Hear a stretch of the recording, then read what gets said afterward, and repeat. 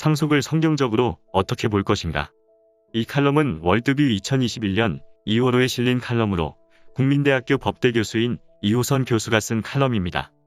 성경이 말하는 상속이란 독립된 두 인격 중에 하나가 소멸되는 순간 그 인격의 권리와 의무가 상속인에게 이어진다는 점에서 상속이란 단순히 자연인의 사망을 통한 산자의 유산 획득에 그치지 않고 상속을 통해 유한한 삶을 다음 세대로 연장한다는 의미도 있다. 실제로 성경에서 상속은 구속사에서 빼놓을 수 없는 핵심이다. 히브리서 11장 7절은 노아를 믿음을 따르는 의의 상속자가 되었다라고 평가한다.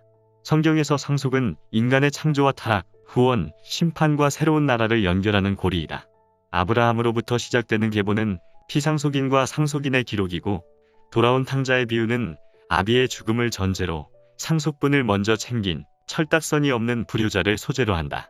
영적 세계에서의 상속 대상은 의이지만 현실의 세계로 돌아오면 그 대상은 먹고 사는데 소용이 되는 기반이다. 잠언 19장 14절은 집과 재물은 조상에게서 상속하거니와 슬기로운 아내는 여호와께로서 말미암느니라라고 하신다.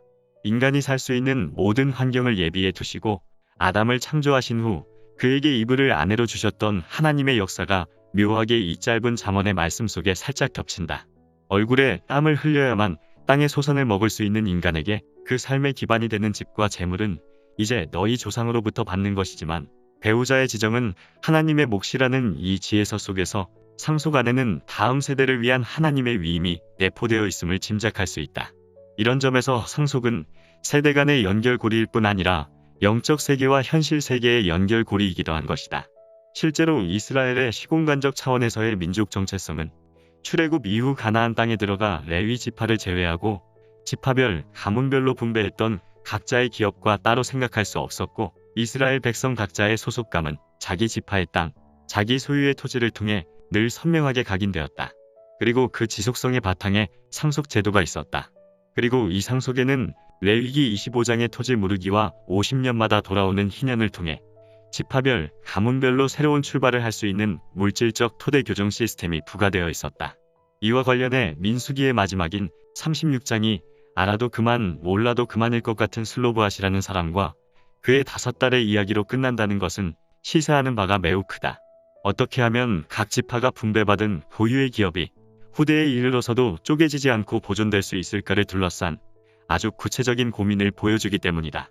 따라서 현실 세계에도 상속을 부인하는 것, 다시 말해 각자의 고유한 기업이 피상속인의 죽음으로 말미암아 다음 세대에 이어지지 못하고 흩어지도록 하는 것은 성경의 정신에 맞지 않음을 알 수 있다. 그뿐만 아니라 인위적인 상속방해는 영적 의미에서도 심각한 죄가 될 수 있음을 보여주는 대목도 있다. 마태복음 21장에서 예수님이 하신 비유 중에는 포도원 주인이 세를 준 농부들에게 자기 아들을 보냈는데 그 농부들이 아들을 죽인다는 이야기가 있다. 먼저 왔던 주인의 종을 구타하고 죽였던 전력이 있던 이 농부들은 주인의 아들을 보자 이렇게 말한다. 이는 상속자니 자 죽이고 그의 유산을 차지하자. 얼마나 못된 자들인가. 피상속인과 상속인 사이의 고리를 끊는다는 것은 사유재산제에 대한 중대한 침해는 물론이고 영적 질서에 대한 도전일 수도 있다는 것이다. 그런데 최근 들어 부쩍 정부 여당이 상속에 대한 부정적 여론을 부추기고 여당 의원 중에서는 상속의 한도를 4억 원으로 해야 한다는 사람까지 나오고 있는 판이다. 지금까지 국정 운영을 해오면서 보여준 이들의 행태는 마태복음 21장에 나오는 악한 농부들처럼 남의 상속자를 죽이고 그 유산을 가로채자는 심보로 그 이상으로 보이지 않는다. 하지만 이런 악한 무리의 선동과는 별개로 왜 이런 문제가 나오고 있는지, 이 문제에 대한 자유시민으로서의 기독교인들은 어떤 관점을 갖고 있어야 하는지 생각을 정리하고 넘어갈 필요가 있다. 문제는 부의 세습이 아니라 불평등의 세습이다. 상속이 불평등을 심화시켜 결국 공동체를 위태롭게 할 수 있을 것이라는 염려는 고대 그리스 및 로마 공화정 시대부터 있었다. 그래서 고대의 리쿠르고스나 로물루스와 같은 몇몇 입법자들은 토지를 균등하게 나누고 예컨대 한 사람이 2번 상속을 받지 못하게 한다거나 하는 식으로 상속으로 인해 불평등이 초래되는 것을 가능한 막으려는 다양한 시도를 한 바 있다. 시간이 지남에 따라 필연적으로 생길 수밖에 없는 사회의 불평등에 주목한 것은 성경도 마찬가지였다. 이스라엘을 구성하는 12부족이 각자의 기업을 유지하고 각 부족 내에서 각 가문이, 각 가문 내에서 각 가정이 자기 삶의 터를 온전히 고수할 수 있을 때 이스라엘은 이스라엘로서 하나님의 백성이 될 수 있었기 때문에 각자의 분깃은 당사자뿐만 아니라 이스라엘 전체의 정체성과도 연관되었다. 그러므로 지파별로 할당받은 고유의 기업을 어떻게 하면 고스란히 계속 유지해낼 수 있을 것인가 하는 구체적 사례가 민수기의 마지막 장을 장식했던 것도 이런 맥락에서 이해할 필요가 있다. 역사적으로 볼 때 사회의 극심한 혼란과 갈등, 혁명과 피를 가져온 것은 극단적 불평등이었다.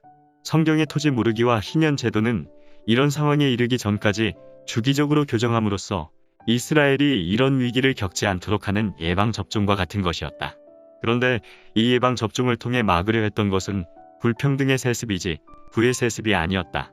상식이라는 책자로 미국 독립혁명기에 사상적 토대를 제공했던 토마스 페인의 다음과 같은 말은 우리의 관심이 어디에 집중되어야 하는지를 잘 보여준다. 극도의 빈부가 교차하는 굴곡진 얼굴을 가진 사회에서는 극단적인 폭력이 자행되고 반동의 법칙에 따라 정의를 요구하게 된다. 각국의 가난한 대중들 중 대부분은 가난을 대물림하게 되고 다음 세대에서 스스로 그 상태에서 헤어나오기란 불가능하다. 국가는 사적 소유권에 개입을 자제해야 한다. 한편 국부론의 저자인 애덤 스미스는 공로가 없는 자본 수입은 이를 통해 부를 향유하면서 정치적 과정에 영향을 미칠 수 있고 또한 자본주의적 미덕을 실천해 사회 전체에 기여함으로써 받게 되는 부를 상대적으로 감쇄시켜 위험하다고 보았다. 여기서 공로가 없는 자본 수입의 대표적인 사례는 상속이다. 이런 불로소득은 이것은 점차로 사회의 하층에 있는 사람들에게 자기 삶의 조건을 향상하도록 하는 희망을 잃게 하고 사회에 대한 냉소와 분노를 확산시킨다는 것이다. 이러한 확산은 시장 경제의 장점인 자발적 유인 동기를 잃게 할 뿐 아니라 시민의 폭민화로도 이어질 수 있다. 그러므로 상속을 금지 또는 제한하는 입장이거나 아니면 그 반대로 무제한의 상속을 주장하는 쪽에서 염두에 두어야 할 것은 불평등의 세습, 보다 정확하게 애덤 스미스식 표현에 따르자면 그 누구도 가죽 장화를 못 신어서 대중 앞에 부끄러워서 나설 수 없는 상태의 세습을 막는데 어떤 접근이 더 효과적인가 하는 것이다. 그런데 역사적 경험은 인류는 각자의 기업을 가지고 각자 자유로운 의사결정에 따라 거래하고 재산을 축적하도록 할 때 가죽 장화를 신을 수 있었다는 사실을 보여준다. 존 스튜어트 밀은 그에 져서 정치경제학 원리에서 1787에서 89년 사이에 프랑스를 여행하면서 소규모이지만 소유권을 가진 자영농들이 일궈내는 성과에 놀라움을 표시했던 영국 농업경제학자인 아더영의 말을 인용하고 있다. 소부를 떠나면서 나는 매우 넓은 땅에 커다란 바위밖에 없는 곳인데 대부분이 울타리로 구획되어 있고 가장 근면한 정성으로 작물이 심겨있는 광경을 보고 놀랐다. 딩케르크 부근에서는 모래 언덕을 농지로 개량한 것을 보았다. 소유권이라는 마술이 모래를 황금으로 바꾸는 것이다. 어떻게 그럴 수 있었는지를 묻는다는 것은 상식에 대한 모욕일 것이다. 소유권의 향유가 그 원인임이 틀림없다. 황량한 바위 한 개라도 소유권을 농부에게 줘보라. 그러면 그는 그것으로 정원을 만들어낼 것이다. 그 정원을 9년 동안만 경작할 수 있는 소작권을 줘보라. 그러면 사막으로 바꾸어 놓을 것이다. 이것이 각자의 기업을 가진 사람들, 자유인에게서 나오는 힘이다. 불평등의 세습을 심각하게 우려했던 토머스 페인은 신내륙의 성인 남녀에게 자연적 상속의 개념을 도입하여 21세가 되면 15파운드씩 생애 기반 자산을 줄 것을 제안했다. 소유권이 가죽 구두를 신을 수 있게 만드는 마술임을 알았다. 성경은 각자가 자신의 기업에 든든히 서 있을 때 그 자체가 사회적 안전망이 될 수 있음을 보여준다.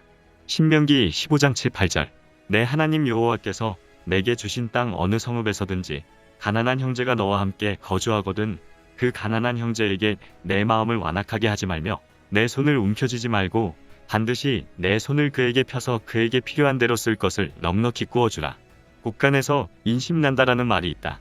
여기에서 곡간은 개인의 곡간, 민간의 곡간이며 자율의 영역이다. 국가는 개인의 곡간이 넉넉해지도록 해야 하고 이것은 사적 소유에 대한 개입 자제에서부터 가능해진다. 국가의 곡간은 인심의 발원지가 아니라 음험한 기망과 지배의 장소로 전락하기 쉽다. 파라오의 곡간이 열렸을 때 이집트 백성들은 결국 토지를 국가에 바치고 그의 노예가 되었으며 집단 소유 내지 공동 소유를 선동하던 공산주의자들은 그들만의 곡간을 만들어 민중을 기망하고 새로운 지배계급으로 수탈을 즐기고 있음을 역사는 간증하고 있다. 모든 제도가 그렇듯이 타락한 인간에 의해 운영되는 어떤 제도도 완벽할 수 없기에 상속에 대한 적정한 규제는 필요하지만 국가가 나서서 소유권의 본질을 훼손하고 기업의 토대를 망가뜨리는 데까지 이르는 상속에 대한 부정은 단호히 거부되어야 한다.